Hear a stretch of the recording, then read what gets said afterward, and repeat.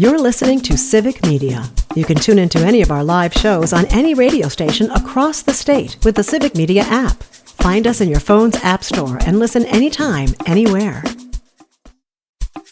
This is your WLAK Daily News Roundup for Lake Air, 107.5 FM and 1260 AM in Amory. For WLAK News, I'm James Kelly. Superior Mayor Jim Payne delivered his State of the City address on Thursday, highlighting significant transportation investments and preparations for the challenges the city will face during the WLAK Bridge reconstruction project. During his speech, Mayor Payne noted that the city should look for ways to increase economic opportunities during the closure rather than just trying to survive until the bridge reopens. He also announced the return of controlled burning practices to help reduce the risk of extreme wildfires during the hot, dry summer months. The Washburn County Veterans Service Office is reminding area veterans and their dependents about the benefits they offer. The organization is offering transportation services to the VA Medical Center in Minneapolis, in addition to healthcare benefits, disability claims assistance, and burial services. Their local office is located on the first floor of the Washburn County Services Center building in Shell Lake, and area veterans are encouraged to contact them with any questions or to schedule an appointment to check their eligibility for those services. Wisconsin Governor Tony Evers and Republicans in the state legislature continue to argue over who controls the federal funding distributed to the state during the COVID-19 pandemic. On Thursday, the State Senate Committee on Government Operations, Labor, and Economic Development held a public hearing over $171 million of interest that was generated by the pandemic relief funding. Republicans claim the money now belongs to the state and is under the legislature's control, while Governor Evers argues it is federal and under his control.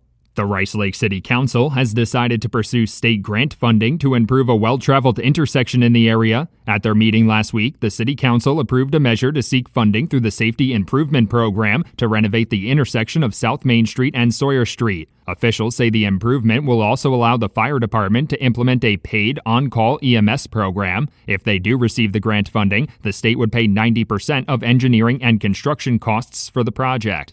The Wisconsin Department of Public Instruction has announced the start of their yearly summer food service program to help kids across the state get free meals and snacks. The program serves over 3 million meals at over 900 locations across the state each summer, helping children who may not have stable access to healthy food without school breakfast and lunch. A full list of locations, like local nonprofits and Boys and Girls Clubs participating in the summer food service program, can be found on the Department of Public Instruction's website.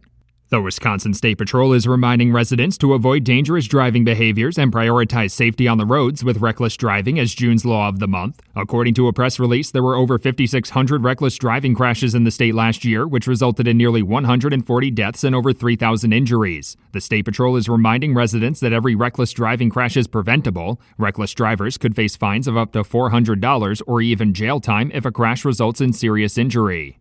A Rice Lake man has been sentenced to 10 years in prison following his 17th operating while intoxicated offense. According to court documents, law enforcement authorities responded to reports of a pickup truck swerving across the road and nearly hitting other vehicles in September. After identifying 72-year-old Mark Johnson as the owner of the truck, officers went to his residence and conducted a preliminary breath test, which showed his blood alcohol content to be nearly double the legal limit. Johnson also had a BAC restriction of .02 based on his prior convictions.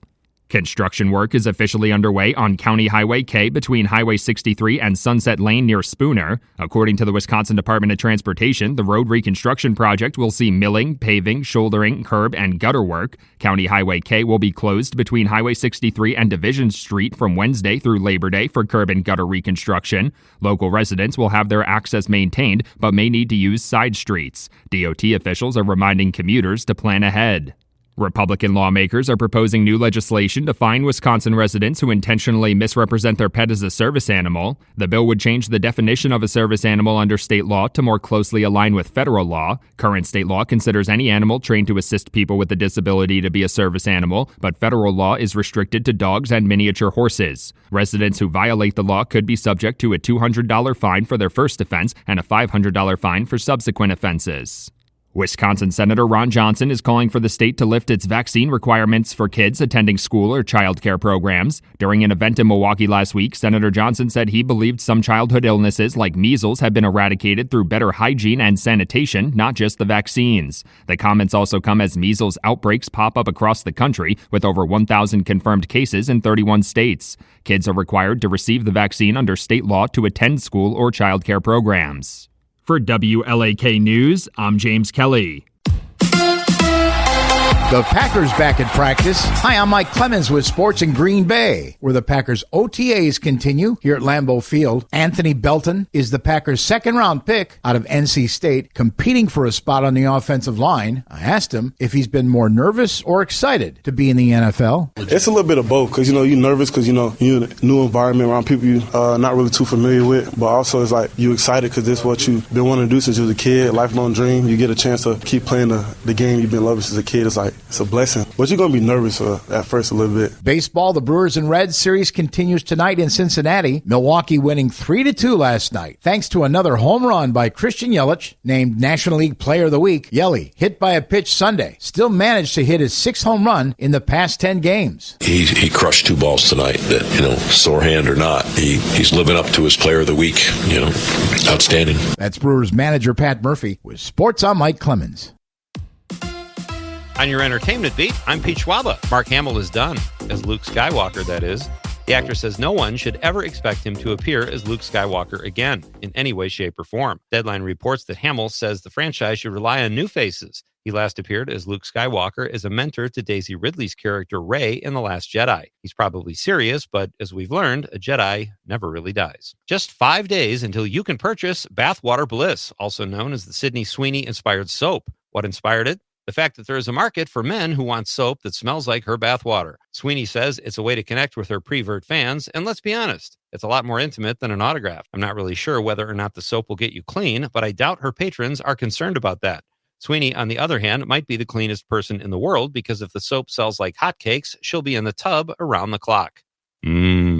Hotcakes. Clint Eastwood is tired of sequels, franchises, and remakes. Join the club, bruh. The 4-time Oscar winner is a spry 95 years old and says he misses the days when writers would hole up in a bungalow on a studio lot and churn out movies like Casablanca. The 95-year-old star of In the Line of Fire and the director of Juror No. 2 says he plans on working for a long time. Eastwood says he'll work as long as he can still learn something or until he is truly senile. 95, a sense of humor, still making movies, and he can probably take you. Here's one of Pete's picks. If you like good old-fashioned manhunts, check out American Manhunt, The Search for Osama bin Laden. At first, I had no desire to relive 9/11, but watching it with my kids was an experience. The American Manhunt series, not to be confused with Manhunt, The Search for America's Most Gorgeous Male Model, includes 2 other mini-docs, The Search for O.J. Simpson and the Boston Marathon Bombing. All the series can be watched good old-fashioned binge style on Netflix. No real big surprises at the box office last weekend, as last week's champion and runner-up remain the same, each showing about a 50% drop-off from opening weekend, which is pretty impressive. Lilo & Stitch came in first place again in the box office race at $63 million domestically, followed by Mission Impossible: The Final Reckoning, which brought in $27 million at the gate. Disney is actually celebrating a milestone after this weekend, with the studio going over $1 billion for the year to date. This marks the 20th year in a row, with the exception of COVID in 2020, that the studio has brought in $1 million a year. The highest new release last weekend was The Karate Kid, which was hoping for about $25 million, but came in at $20 million.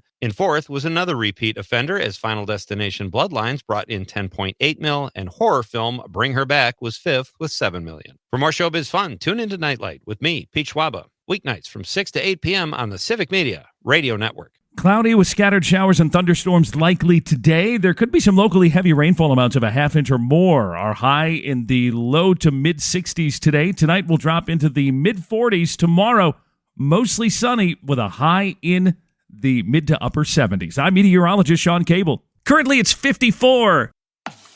That's your WLAK Daily News Roundup from Civic Media. Subscribe to this podcast on Spotify, Apple, or wherever you find your podcasts. Find more news at lakeair.radio. The national news cycle never stops. but it can be hard to find news about your local community. Civic Media is dedicated to providing quality local and state news coverage across Wisconsin. With the Civic Media app, you can get notifications about local stories that matter to you and your community. Find the free Civic Media app in your phone's app store and choose notifications from the menu to tell us what kind of news you want to hear about.